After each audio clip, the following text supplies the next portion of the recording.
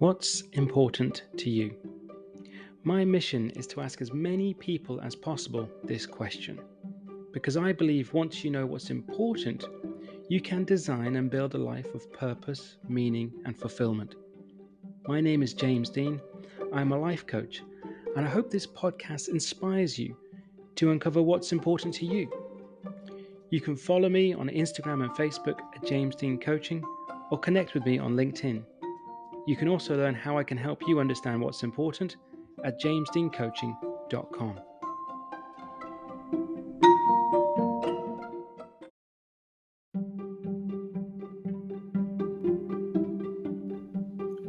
Today's guest is an NLP master trainer, hypnotist, mind coach, author, and the CEO founder of the BlackBelt MasterMind Academy.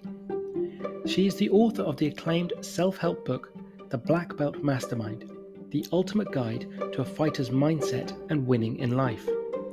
She is a radio broadcaster with her weekly show MindMatters on 103.2 Dublin City FM, a self-defense expert and European martial arts champion with a passion for painting bright and inspiring art, a love of any furry cuddly animal, and a drive to make a difference to as many minds as possible. With a 30-year background in business, startups, entrepreneurship, managing, coaching, mentoring, and training, she will help you rediscover your fighter mindset, overcome any obstacles or limiting beliefs, and show how you go after your dreams so that you can win in your life. Today, we find out what's important to Daniela Serpico.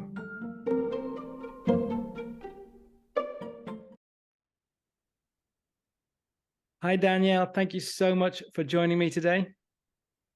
I am delighted, James. I'm absolutely delighted to be here. Yeah, really looking forward to chatting to you. So we're going to dive straight in, Danielle, with the first question, which is, what's important to you? I want to ask you a question, but I'll come back to that. I love your name, James Dean. What a great name. I guess but you'll have to tell me that as well. Yep. But what's important to me? It's a great question, isn't it? It's quite a broad question. Got so many things. I mean, we could go big or we could go very detailed. I suppose the big thing is, for me, without being too corny, is kindness. Kindness. That would be the big one. It's something that's always been kind of close to my heart, and people's behaviors towards one another and how we treat each other, and not just ourselves, our humans, the whole planet and the animals in it. So kindness is what's important to me on a big scale. Yeah. If we're talking about a little bit of a smaller scale, and in the sense of more going inside rather than outwards, our self-belief, our self-worth, and that's what's important to me. That's been kind of my life work, and learning how to navigate that and come back to who we originally were and believing in ourselves, which I think most of us forget at some point in our lives. Yeah, no, that's but I love the way, the fact that you initially thought of it as a sort of, well, what's the bigger sort of picture, and then maybe something slightly smaller. Yeah. And if we go with the bigger picture first, and the word you used is kindness, and you kind of, in a sense, are very broad across, not just as your individual self, but to other people, but as a whole sort of planet, or a humanitarian approach almost. Where do you think that sort of thought or philosophy came from?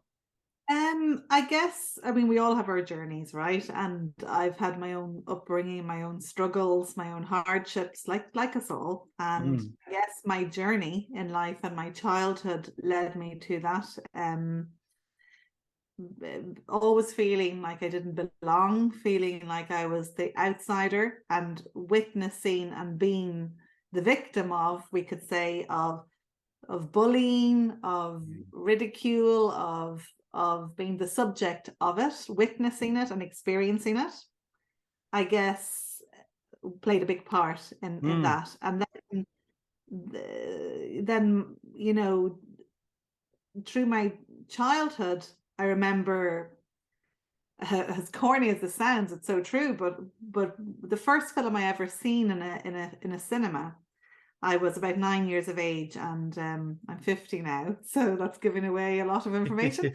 But I'm half Irish, half Italian, and I grew up in Rome, and that's where my kind of discombobulated childhood came from. My parents were both very eclectic, eccentric, and they had a lot of issues, and I went back and forth to Ireland, to Italy, so there was a lot of toing and froing, and that created a big sense of discombobulation with me, and not feeling like I knew where I fitted in and where I was safe and where I belonged, etc. But I remember at 9 years of age going to the cinema with my mother. I think she'd had a fight with my dad and she ran off to the cinema for a few hours. And it's a strange film to be the first film that a 9-year-old would see, but it was Gandhi. Right. And maybe because I was so suggestible at that age, and I was in such an emotive state myself, I was like a sponge. And, like, it's quite a deep film, and it's a long film, and it's a serious film, and it's not the typical film you would think a 9-year-old child would enjoy or even be able to follow. But I was enthralled. I think the film might have been 3 or 4 hours long or something, I don't know, but I was just captivated, and that had a huge effect on me throughout my life, of understanding that one can be kind and gentle and yet be extremely strong, and yet be extremely powerful. So that stayed with me throughout my life. And it played a big role in kind of where the idea of kindness came through.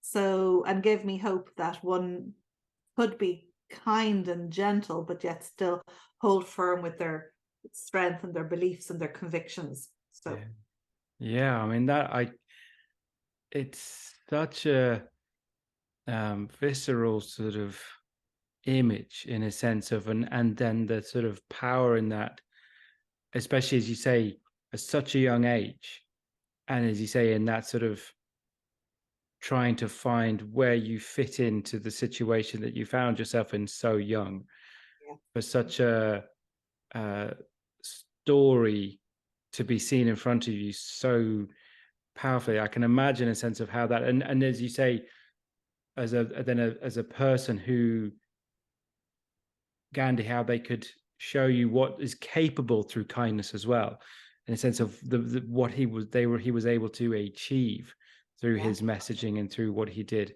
That's incredibly powerful, and how that, I can see how that shaped you in a sense of what you do or how you want to live now. It's incredibly powerful. And and I suppose it's like, sorry, just to say as well, like, a lot of people have said to me about kindness before, but never that deeply, if that makes sense. Yeah. And I think it was because I was looking. I really needed the guidance, and look, my parents, I love them very much, and they're still alive, and they're great parents, and I love them, but they weren't there really in that parental mode. They weren't able to be in that mode at the time, and I needed that guidance, and it was like sitting there listening to him. He was my guidance.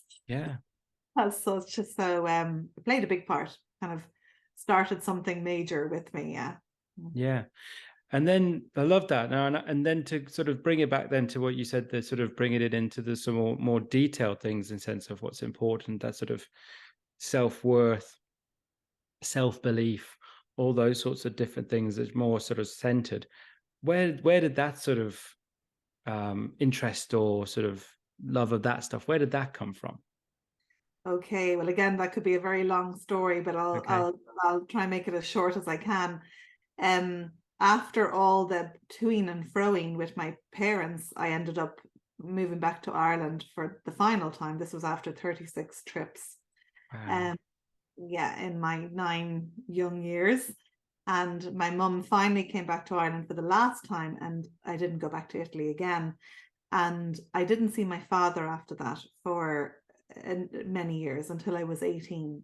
And that hurt me tremendously, because I had been very close to my father.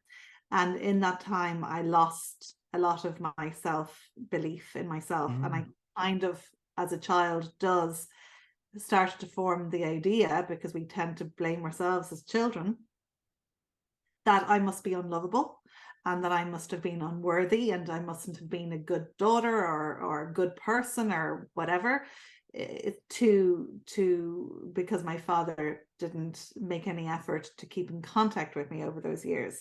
So I struggled as a teenager again to fit in, and then I kind of I tried, in inverted commas, to follow my passion, which was at the time was art and writing and creating. But circumstances happened, and I kind of, by chance, but not by chance, got involved in business at a very young age. At 19 years of age, I left art college in my third year to open a restaurant, funnily enough. Wow. And at 19, and I think behind that was the drive in my head that I wasn't going to be like my parents. I wasn't going to be kind of a little bit all over the place. I was going to be established. I was trying to put up a front of I've got it together. I'm the businesswoman. I was somewhat money orientated, because in the sense I wanted stability and security. Yeah. And I thought that chasing this life of getting into business would give me that kind of stability, security, and feeling of self-worth that I so needed. So that carried on for 17 years. Fast forward to 36 years of age. And I had been in business. I had 3 restaurants at that point and a gift shop. And in Wicklow, kind of southeast area of the country. And everything was going good. The mask was on. I wasn't even dealing with the stuff. I hadn't even dealt with stuff. I thought I was okay. And the recession hit. The Celtic Tiger, the drop of the Celtic Tiger arrived. Yes. And I had just bought a fine dining restaurant and all the rest, and everything started to crumble. Boom, boom, boom, boom, boom. And sure enough, on June bank holiday weekend in 2009, I had to lock the doors just after the weekend. And I told the staff to go home. I couldn't pay them. I told them to take what they wanted out of the fridges, and that was it. And I went home and decided to kill myself.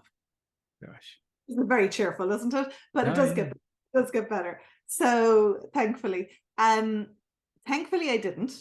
Yeah. Because what I'd been going through my head in that moment was, it's easier to think of you dead. It's easier to think of you dead. And they were words that my father had said unmeaningfully, but like he didn't mean to cause me harm, but he had said to me at 18 years of age, because I'd gone back over to Italy to confront him at that point and ask him why he hadn't been in touch. And he told me that he had to detach, and it was easier to think that we were dead and I didn't exist, myself and my sister, than to actually try and see us occasionally and go back and forth from mine. I took that very personally, of course, at the time. To go, and I didn't see him for a long time after that. So those words were ringing in my ear, and I realized at that moment that everything that I had bottled up and pushed under had come flooding up. It was like the mask had been taken off. I couldn't hide behind the businesswoman, successful businesswoman, everything is okay anymore.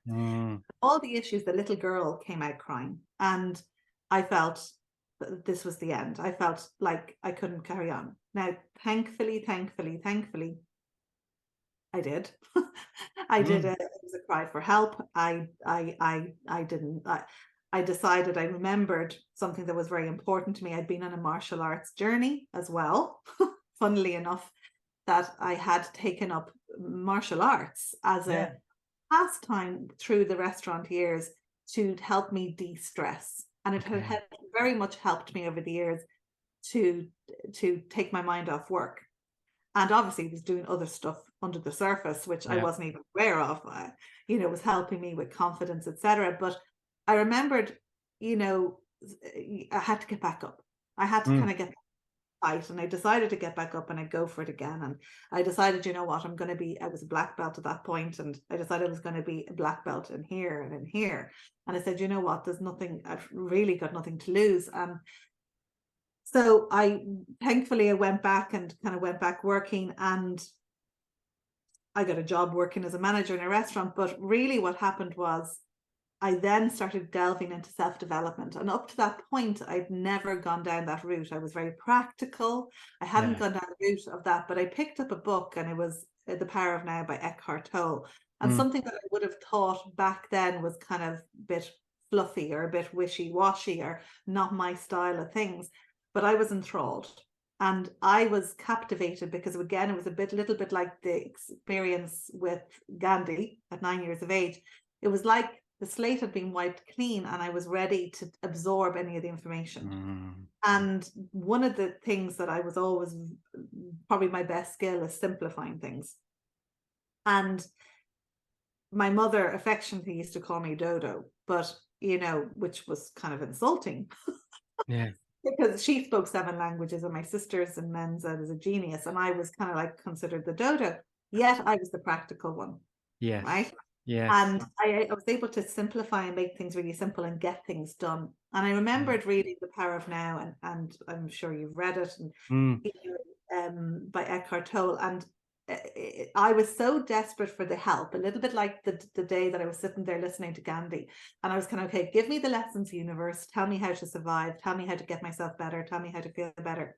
And it was like the words were popping out. The synopsis of the book was just coming to me. It was kind of like, it was what I needed. I was so overwhelmed with fear in that moment, at that time, that The Power of Now taught me, if I don't, very simply put, if I don't think about the past and if I don't think about the future and I just stay in this moment, I can't feel bad.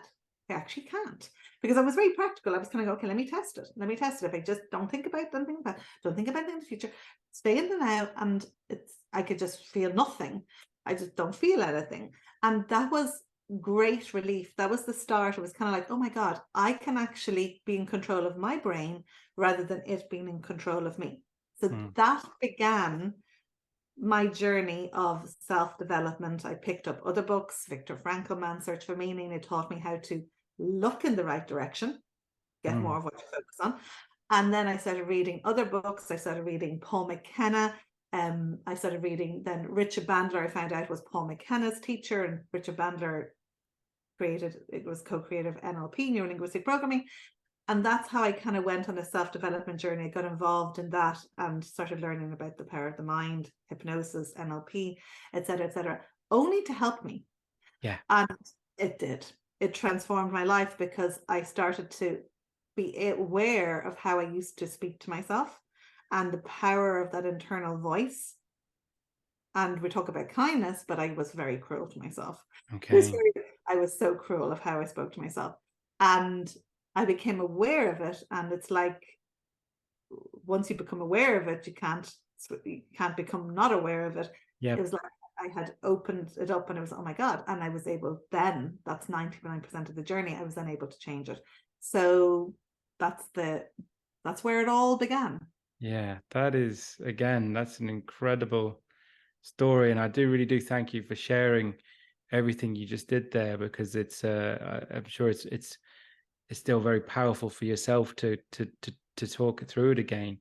But again, it's what I find interesting in a sense is like as you say, almost like from what I'm hearing, almost like the juxtaposition of the practicality side of you, the sort of the get things done, that sort of like, being able to be in a sort of the restaurant business for as long as you were. And obviously the crash, affected so many businesses, especially in the sort of hospitality, but that sort of practical perspective that you spoke about, and then to sort of then go all in on, as you say yourself, what was considered, and in some quarters still the sort of fluffier sort of personal development, even the phrase of self-development or self-help, as I guess a bit of I'm not sure how that sits with me, those phrases as well. But in some ways, from my sort of experience and sense of that, just the last number of years working in that space, practicality is actually a real strength in this whole space, because from my experience, if you only ever are forever just contemplating, it's a great thing to be able to do, to contemplate and to reflect and to think and all those things. But if you don't take any action on the basis of it and have that practical edge of it being able to do some shifts, then you're forever stuck in this. It can be just as bad going around in your head, or without progress. Does that make sense? 100%. Yeah. I mean, you see a lot of it. I mean, you see a lot of people. And I've seen it over the years, so much people that say they know something, but really they've just heard it and they don't know it, like, because they haven't utilized it, they haven't experienced it, they haven't, like, they repeat it, they regurgitate information, and they actually don't know it. They're just speaking words, but they haven't experienced it. So yes, I've seen that across the board, with all kinds of people and all kinds of businesses. And so the practical side of it is makes a lot of sense. Absolutely. So when you said, like, when you got into, obviously initially was purely to for yourself, because you were essentially probably, I don't know, I don't want to put words into your mouth, but it sounds like almost rock bottom or rock bottom for yourself at that point in time. So when did it become a point where you think, well, I could actually then use what I've learned for myself to help other people? So after I closed the restaurants, I went bust. I was bankrupt. I went bankrupt. I had to hand back my home. Wow. I had to hand back everything. My car, every penny in my bank account was taken. I was completely and utterly bankrupt. And it was a low point. And I had to go out and get a job for the first time in my life. So thankfully, obviously, I knew how to run a restaurant. So it was fairly easy. I was able to go and get a jobs, no problem, working as a restaurant manager. So I was very lucky, or you could say maybe it was faith. I got a great job working with a wonderful woman in a fabulous, huge restaurant, and it worked out very well over the first few years. We worked very well together, and in that time, I was able to do some work on myself and get involved in some stuff to help myself. And as I said, the intention was just for me, and it really made a difference. So what happened was, after, I remember I did my first I did an NLP course. I went over and trained with Richard Bandler, and it was just for me, and I came back literally like bouncing. I came back walking on air. And I know it sounds a bit fluffy, but it was like my whole perspective, view of life changed, and a whole new world of like superpowers nearly had opened up, how I could see and hear things, and witness things, and experience things, and talk to people, etc., etc. So I was continuing with just learning. I had no intention of that being my business or anything like that, but I was reading books, like 9 to the dozen. I was listening to audios all the time. And again, it was just for helping me. And I got really into it. And whenever I get into something, I get really into it. And I read a book by Napoleon Hill, Think and Grow Rich, which was a fabulous book. And I decided, you know what, because again, I'm practical and kind of like, okay, well then do it. Don't just talk about it. Again, this the difference. I would do the stuff. I mean, I remember my first NLP course, it was probably, I don't know, 300, 400, 500 people. And I don't know how many of the people actually did the stuff afterwards, because I kept in contact with a load of them. But very few people actually put the stuff into practice. But I was actually literally every day saying, okay, I'm going to do this, I'm going to do this, I'm going to do this. And I decided, after reading Napoleon Hill, Think and Grow Rich, and he talks about masterminds, I set up this mastermind group with the intention of it being to meet people, and I'd be an official kind of mastermind group where we would all gather together. But what happened was, it was very sporadic with other people, and there wasn't really a leader. There needed to be a leader, and I became the leader just because I was the person that was, I don't know, naturally maybe inclined to be the leader after the restaurants, or maybe because I was the most regular attendee or whatever. So I became the leader. And so it ended up becoming more of, I was talking about this stuff and guiding them by chance, but completely by chance. And at the same time, I'd also set up a group called, through Meetup, called the Bridget Jones Club. And that was also because I was kind of like deciding, like, let's let our hair down, let's go wild again, let's be, be young, let's not be scared, let's not, let's have confidence. And again, it was just for a bit of fun and to make friends and to be with the right people. And again, I started leading that. And after doing some trainings, I was I started practicing with my Bridgets, Yeah. to help them feel better, because they're saying I don't have enough confidence, etc. And I was doing the stuff that I'd learned with them for free, like, Yeah. because I was helping them. And then I decided, you know what, I'm going to I was talking to people about NLP, I was talking to people about how it's unregulated. And I decided for myself, because again, I'm very much someone who kind of sets my own rules. I decided for my own moral compass, I'm going to follow a philosophy that I'm going to train. I'm going to work with every single one of those Bridgets for free and record it like the way you would if you were doing a degree in psychology or whatever, and record the findings, the conclusions, the results with them, so that I would see how good I was at actually and how much this stuff worked. So I did that for a year, and I don't know, there might have been about 100 girls that I coached and worked with and did, NLP and hypnosis and all this stuff with. And I suppose watching those changes take place, there were those dramatic changes, like with a lot of these women. And even with my own family, I noticed with my mother, for example, I knew that I couldn't, because I didn't, like, NLP and hypnosis can be done very covertly. In fact, it's better when you do it covertly, because if you're doing it overtly, a lot of the time the logical mind comes into play and starts to block off. So my mother didn't want me to do any funny stuff on her, like hypnosis. So I had to influence her subconsciously on that I wanted her to stop smoking, and because she'd got a cancer scare, etc., etc. So it worked, and these things were happening. And again, it was just kind of the natural course. It wasn't like, okay, I'm going to now become a coach. It kind of happened, and as it was happening, I was very lucky again, or maybe it's the universe, but my boss, a wonderful woman where I worked, her daughter was kind of moving up the ranks. So the mother was retiring from being the proprietor of the restaurant, and the daughter, I started training her as the manager, to replace me. So it was very convenient. As she kind of stepped more into the role, I took a day off.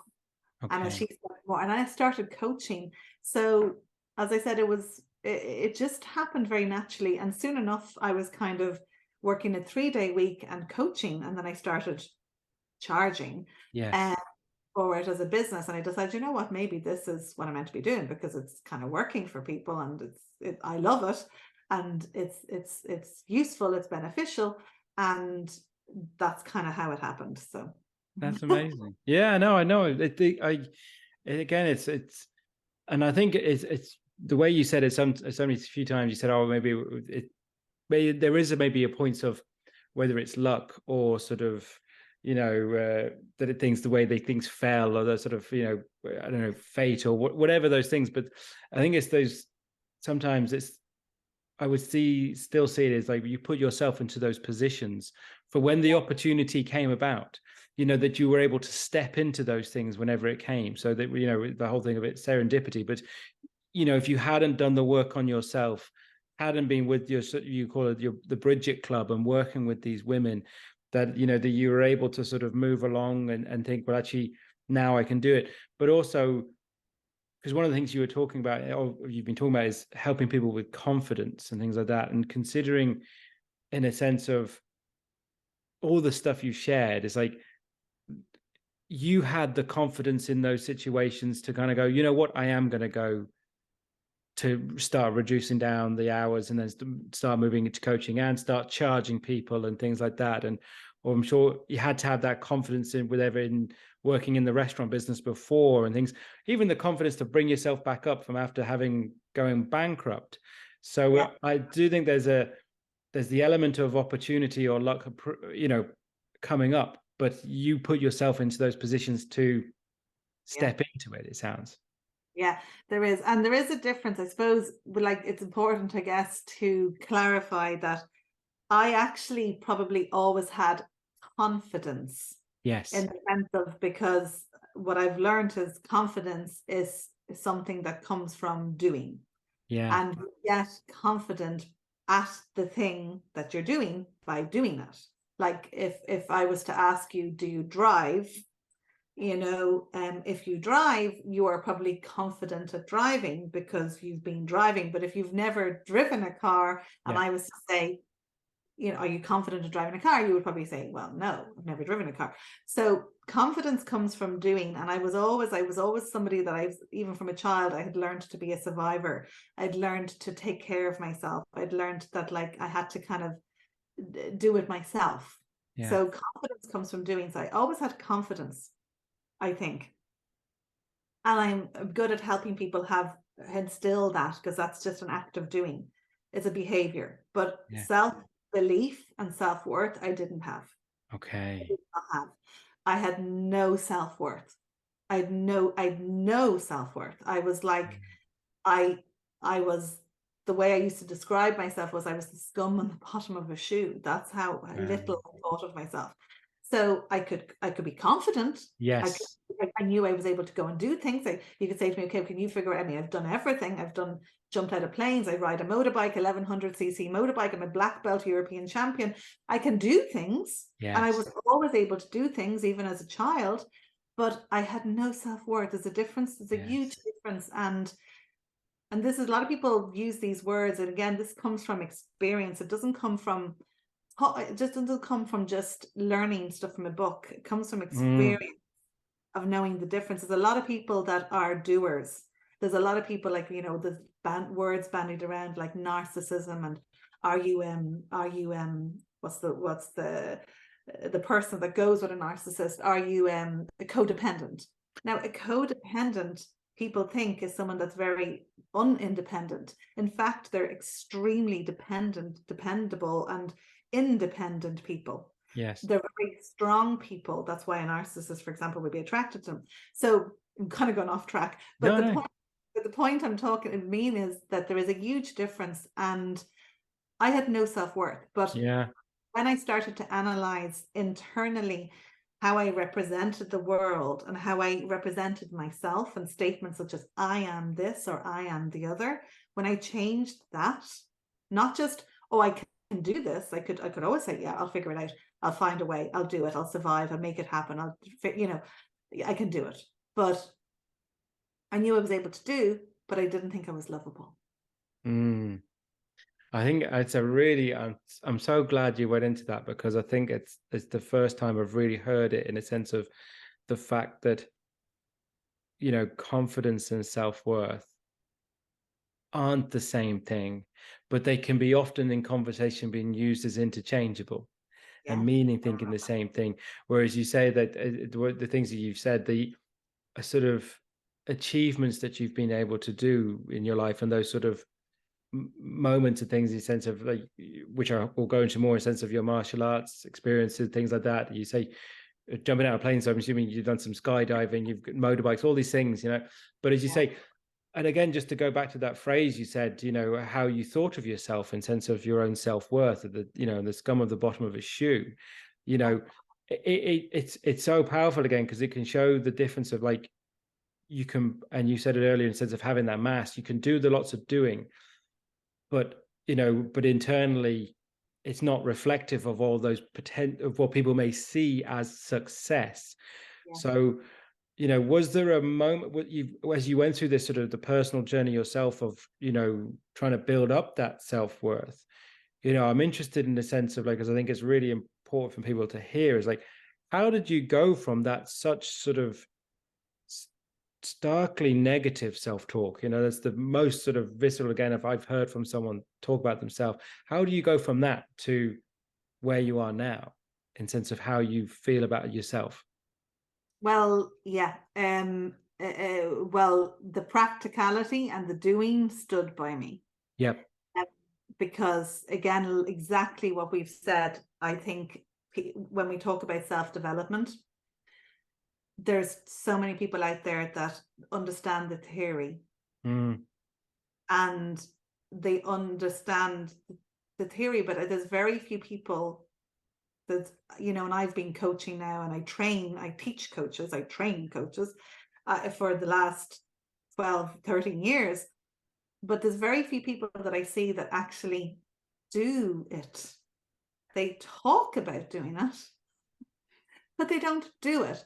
So maybe it was because I had the ability to do it, or maybe because I was so at rock bottom. I think most of us are too comfortable and are too comfortable in our little caves of, even if it's unpleasant, but it's not unpleasant enough.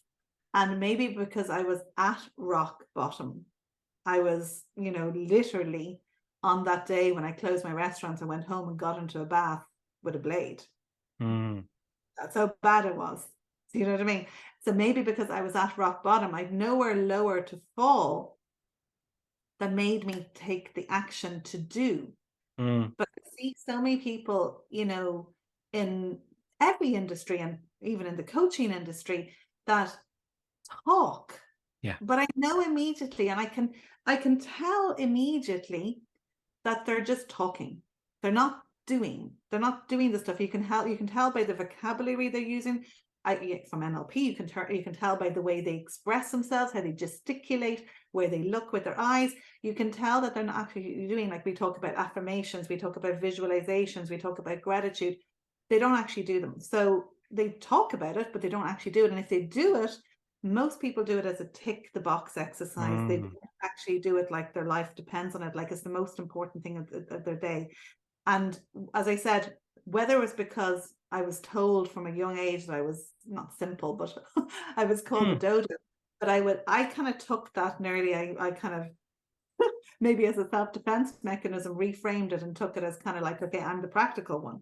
But I was the doer in the family. And soon, when I learned this stuff, I said, okay, I am going to do it. That was the difference. So I kept on asking myself, how can I put this to use? How can I put this information to use? So one of the first things I did, to give you something, actual example, a concrete example, I remember I came back from my first NLP course, and I remember, I was on cloud 9, and I was learning, okay, I had discovered that my brain works for me, not the other way around. That was big. That was huge for me. And I kept on saying, okay, hang on a second, this is just my control panel. Okay, this is just my control panel. So I'm not just going to talk about it like everybody else. I'm actually going to put it to use. Okay, I have to reprogram this control panel. So I kept on asking myself the question, how can I put this to use? How can I put this to use? And I remember a sentence that most people will know: you get more of what you focus on. Most people say that. But do you live your life like from the principle of that sentence? Do you actually just say it like it's something, oh, I'm clever and I can say it, and have you heard the saying, you get more of what you focus on? Or do you actually live your life in everything that you say and everything that you do from that sentence? I decided, you know what, okay, how can I put it to you straight away? So as I said, I felt unlovable. And when you feel unlovable, we all know, you get more what you focus on. I'm going to attract the most insecure people that are for example, huge fears of abandonment and rejection. Huge. I had huge fears of that, right? Because obviously my father, etc., etc. So I was alone. I was completely alone because I appeared confident. Everybody thought I was happy. Everybody thought I was confident. Everybody thought I was great. But inside I was dying, and I was alone, and I was sad, and I was terrified. So I decided, I'm going to put this to use. I felt that the world, I had been feeling like the world didn't care. I'd been feeling like people didn't care. I'd been feeling like, oh, nobody loves me. Everybody hates me. I'm going out to eat worms. That saying. I felt like alone. So I decided, okay, I'm going to put this to practice. I'm going to actually test this out.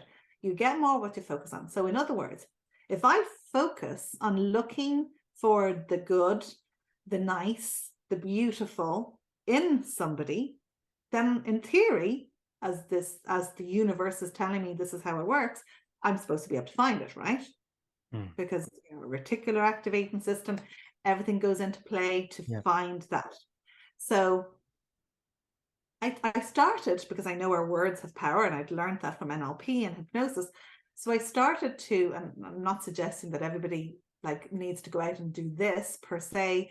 I'm not saying I would do this with strangers, but I started kind of calling people when I was speaking to them, if I knew them in any way, I would call them beautiful.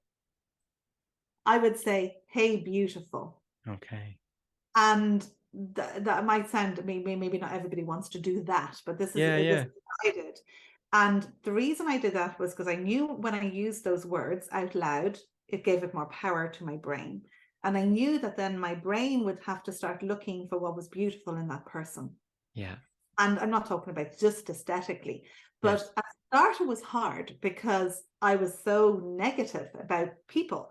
I thought people were out to get me. I thought people didn't care, right? I thought people couldn't give two hoots. So I had to kind of look for the beautiful. So I started with looking for vulnerability, because that's how I felt. I felt very vulnerable. Mm. Okay. So I'm very exposed, very vulnerable. So I started looking for vulnerability, say that word, which was actually very beautiful, because Yes. the moment I could see that in somebody's eyes and someone's gestures and someone's words, I could sense that. I started looking for it, and then I'd find it. I'd find that moment where I could say, hang on, this person is human. Actually, this person has gone through stuff themselves. This person, has maybe even had it tougher than me. Like, you know what I mean? And they're vulnerable too. And then it started feeling genuinely beautiful, as corny as that sounds. It started feeling, oh my God, actually, they're a human as well. And I can feel a connection again. So I used that more and more. And then I would start seeing more beauty in them, more beautiful things about them, like compassion, kindness, character, depth of character, like actual, like, you know what, this is a person, because I'm a black belt. This is a will fight for you, you can depend on. So soon enough, it happened. We're talking about maybe a space of me doing that consistently.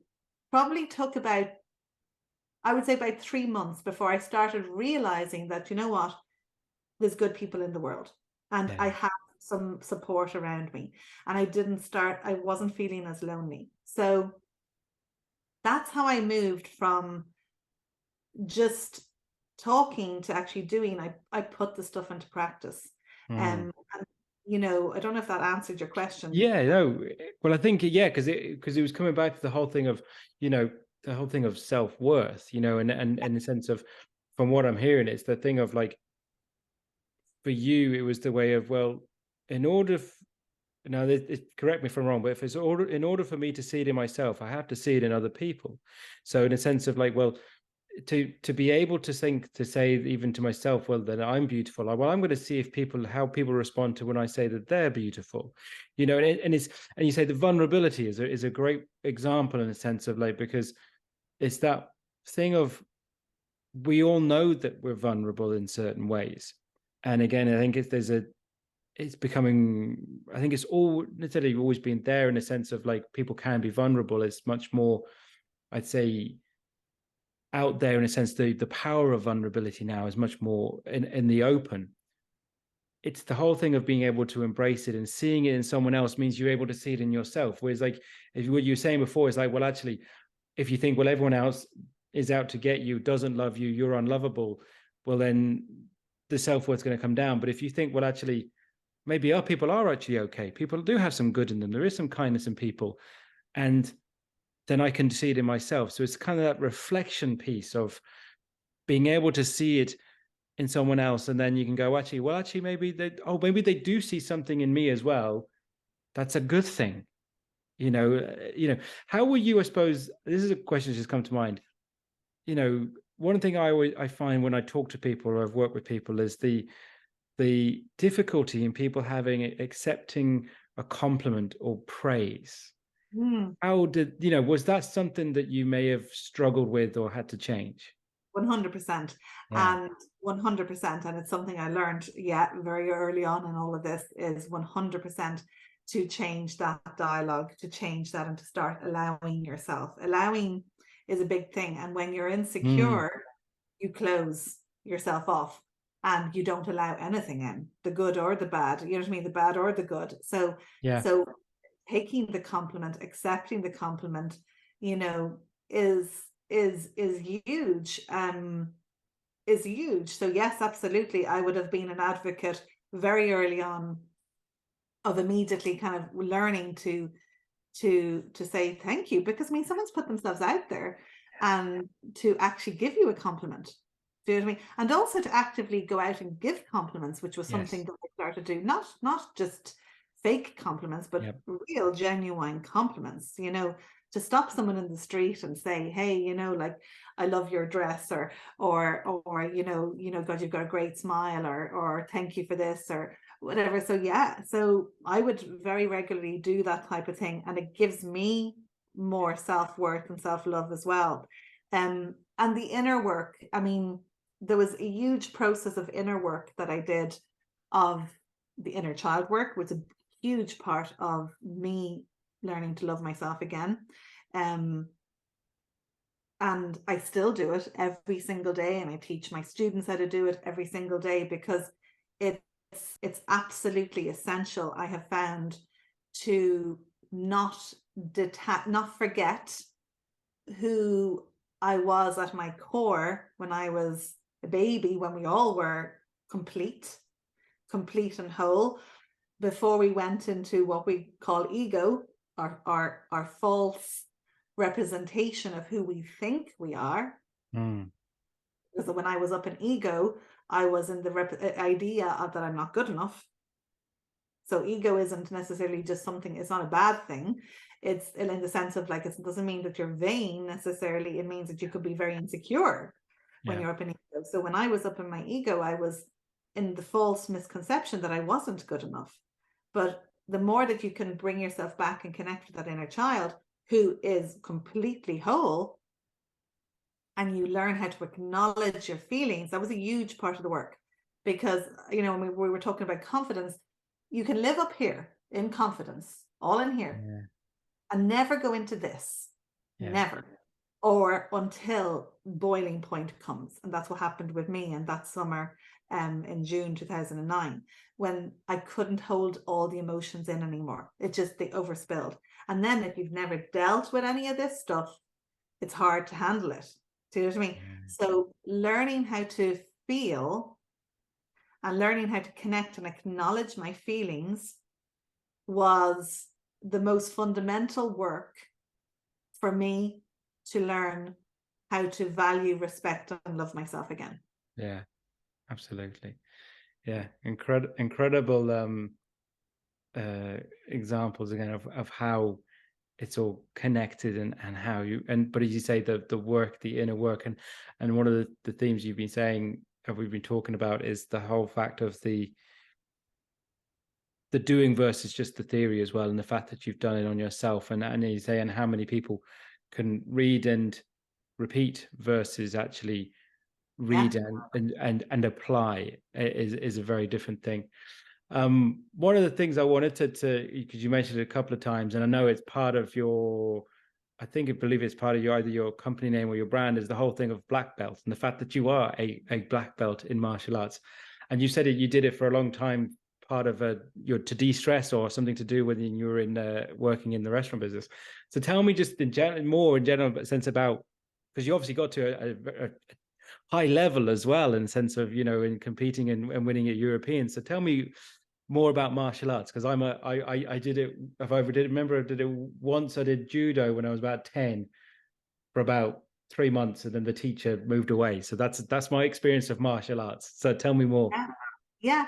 So as I said, I joined a martial arts club many years ago, as I said, to de-stress. And I had no idea how it was going to be the what we call the fundamental kind of grounding of everything that was to come. You know, it became my brand.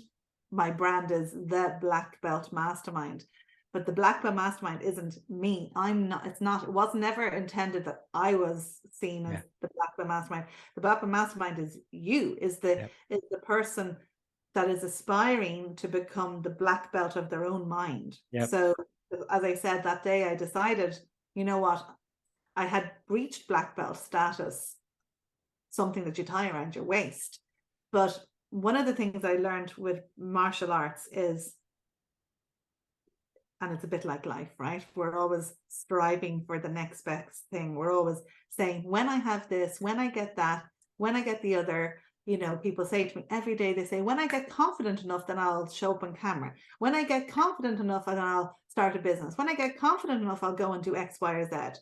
You're not going to get confident enough unless you do it first. right? So it was a little bit like that with my black belt journey. I started off and I remember my first class, I was shaking like a leaf. I was so scared. I was terrified.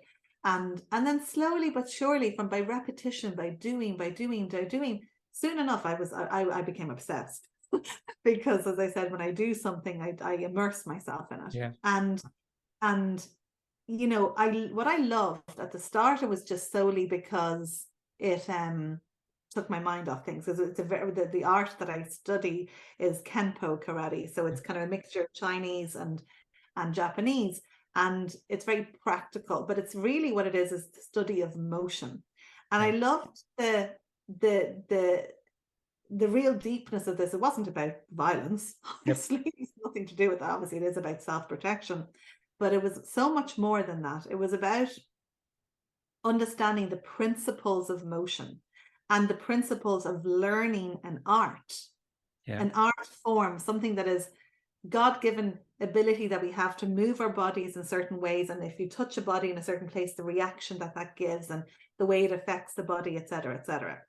And I got really absorbed in it. But what I learned was that, again, like what we've been talking about, the practicality aspect is most people are chomping at the bit to get to the next stage. Yeah. They just want to, can I get a black belt? Or how quickly is going to, and you kind of go, but you're missing all the joy in learning this. Yeah. And you can go through the motion, like, there's a certain amount of techniques in Kenpo that you're supposed to know to get your black belt. But really, if you know the first 10 really, really properly with all the basics and the grounding, well, you'll be better than a black belt.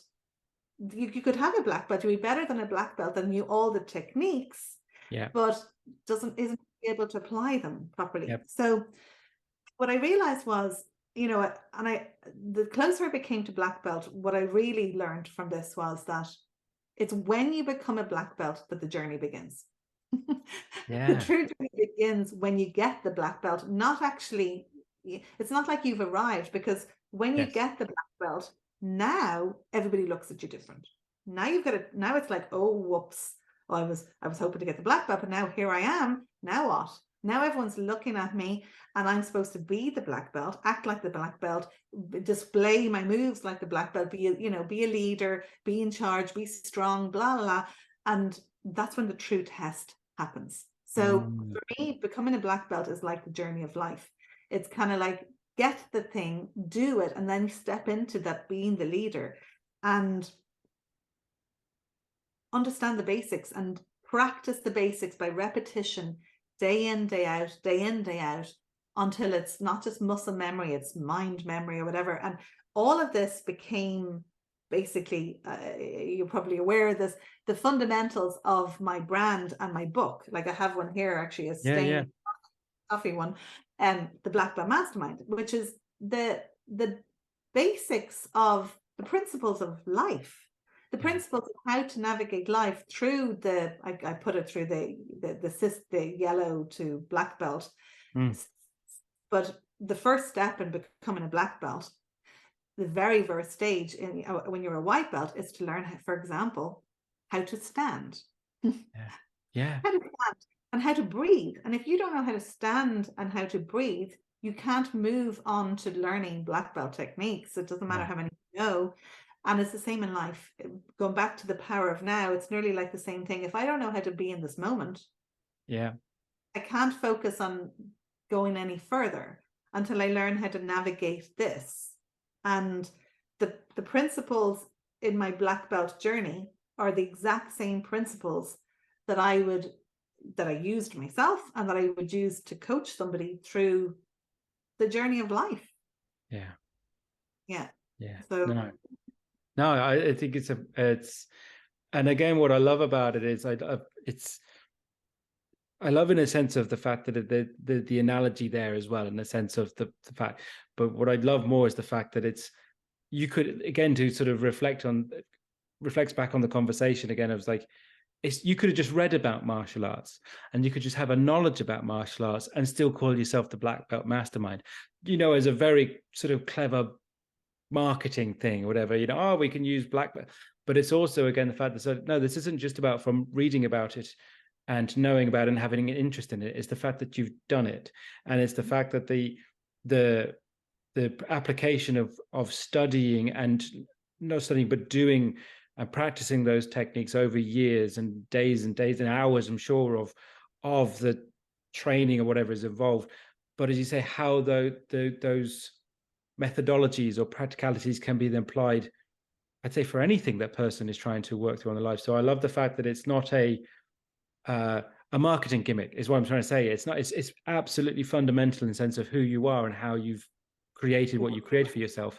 Hugely a big part of my life. Yeah.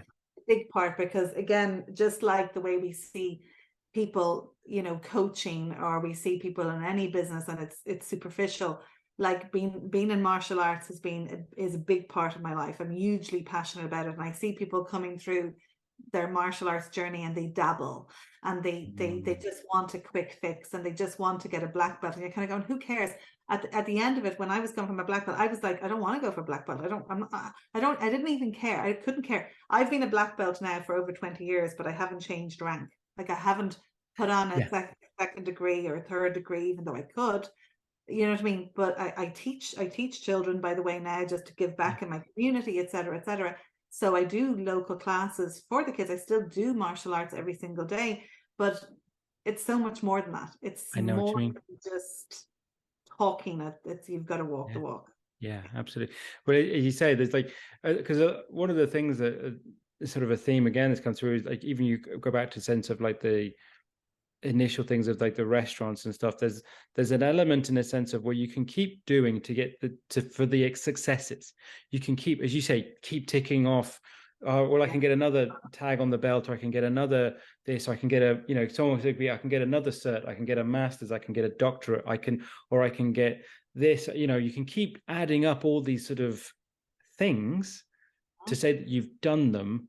Or as you said, that the journey towards getting the black belt could be a bigger thing, and then saying, as you said, then embodying what that actually means at that moment, to be in that moment and live it.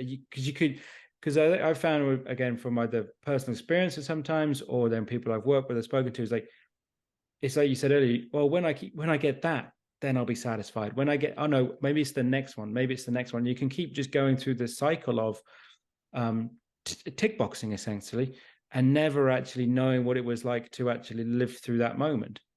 Yeah, and I see that. I mean, I'm an NLP trainer now with the Society of NLP. So I mean, and I'm not, you know, I certify people. That sounds odd, but I certify people as NLP practitioners and NLP master practitioners. And I'm one of Richard Bandler's trainers.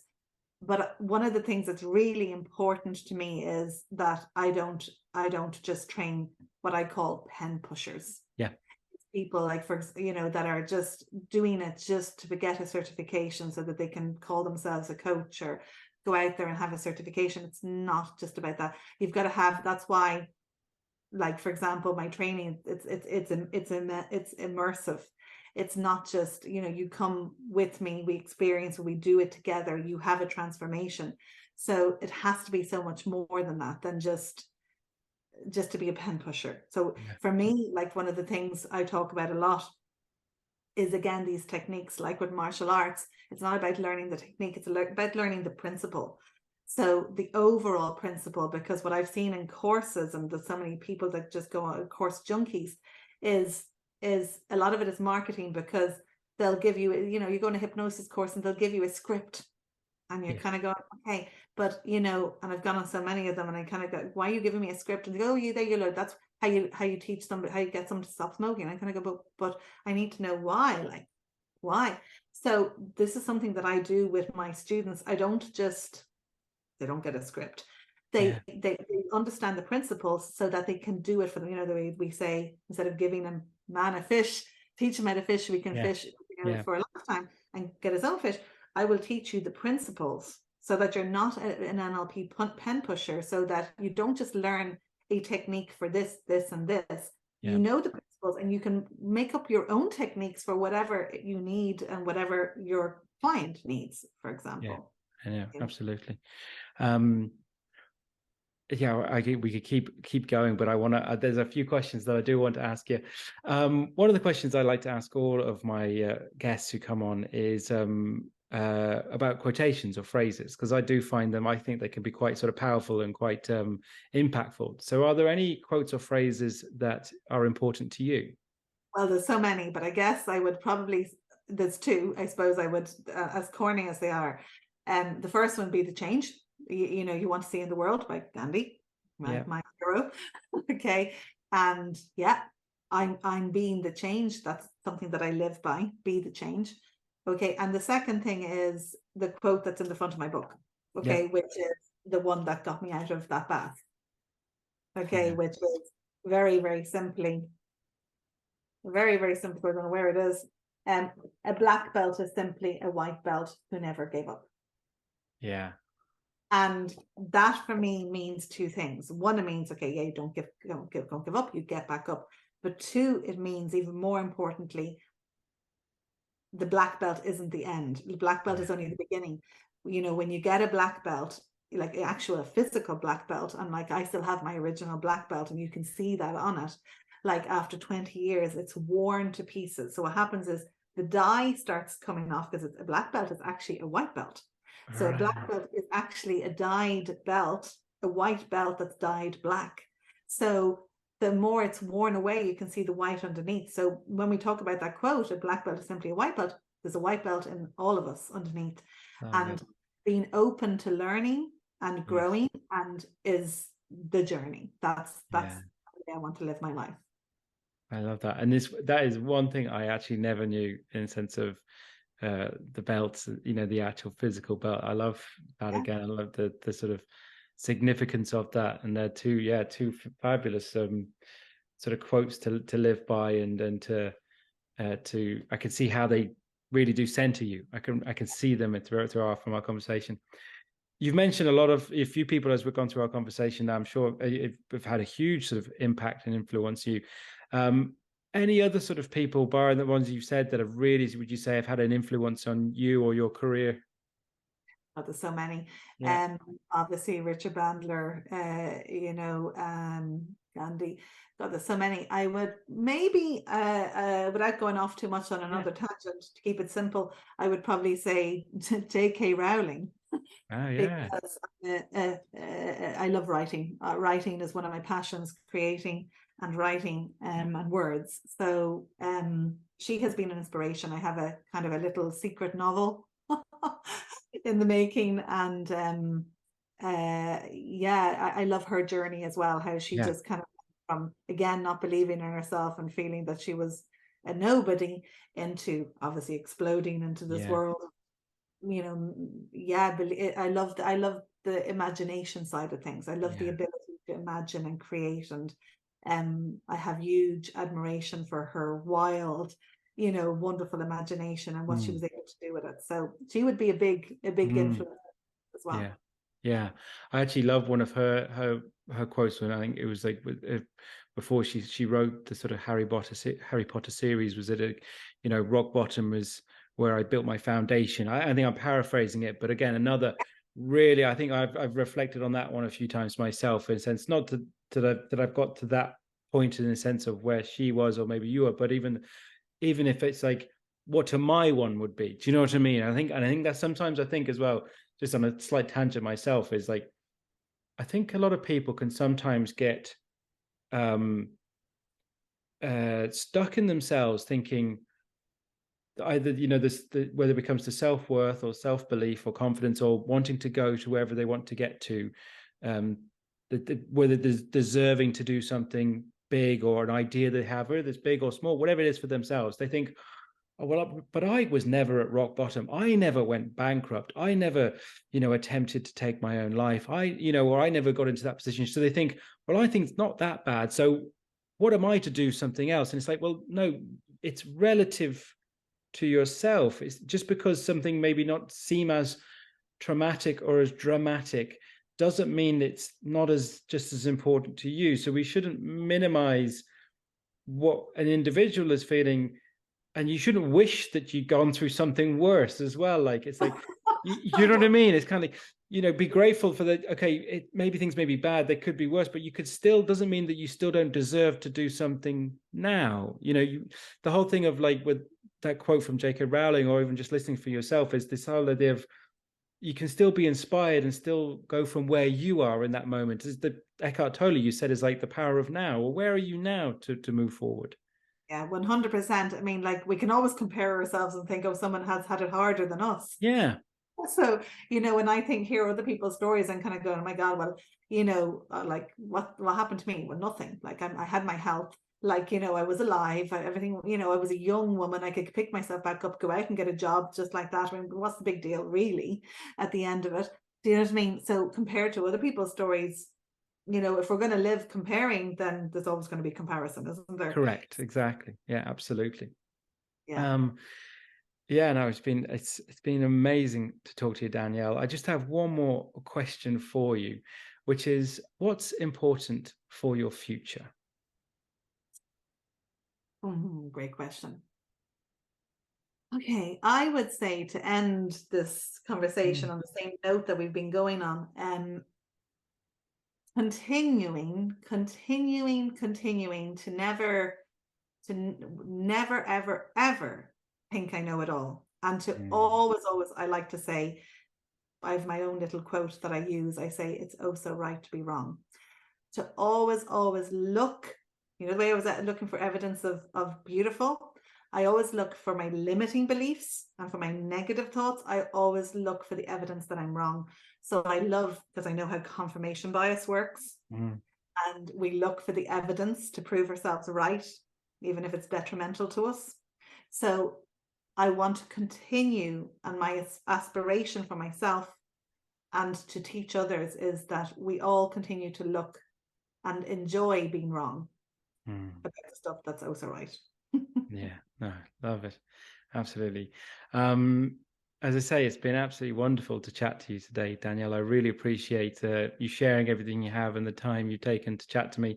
I'd love for people, obviously, to make sure they connect and follow you, and online and anywhere else. So we will make sure any links that you have are in the show notes. But if you want to give a shout out now of where people can connect with you, go ahead, please. Yeah, well, you can find me on social media platforms. Thankfully, my name, Serpico, is reasonably unusual. So Danielle Serpico on Facebook, on Instagram, on Twitter, or obviously Google the BlackBelt MasterMind. You can find my website, and obviously all links to lots of different things, there. So the BlackBelt MasterMind or Danielle Serpico, anywhere, it's reasonably easy to find. Perfect. And then you mentioned the start, in a similar sense of my name, it has a bit of a standout there as well. Yeah. But Tell us about that. Yeah, the truth is, in the sense though, is like, my parents, they said there was nothing to do with the actor, and in some ways to be named after him. They had I think it was my dad, he had an uncle Jim, and then they liked the name James, because I have an older brother, so in theory he could have been, he could have got there first, but no, they said they just liked the name. I don't know, maybe it's just that was maybe just in the background, I don't know, but it is, I think it's the most interesting. I suppose it's changing now, in a sense of, most interesting is usually passport control when I go anywhere abroad, but it's changing now in a sense of, like, I remember I was chatting to someone before I in my previous role in the company I used to work for, and introduced myself and the name, and there was just a blank look, and I was like, okay, right, I'm getting to the point now when I start talking to 20-year-olds, they have no idea. It's that, so I'm like, there's definitely going to be an age limit where people will think it's funny, and after that they're just going to go, all right. Yeah, are you saying that I'm old? No, it wouldn't imply the slightest of things. No, but it's funny, because it's actually coincidental that it's great to meet somebody that has as many issues with their name as I do, because my name is Serpico, and I don't know if you heard. Yeah. There's a film with Al Pacino. That's right. It's a story, and an Italian American cop, and it's all based on a true story. So I always get the same, and if I go through airport control, they look at me and they go, Serpico? Yeah. I get the same thing. So it's quite funny. There you go. So yeah, we have that in common, at least. Brilliant stuff. Thank you once again, Danielle. I really appreciate it and loved our chat today. You're welcome. Great. Likewise.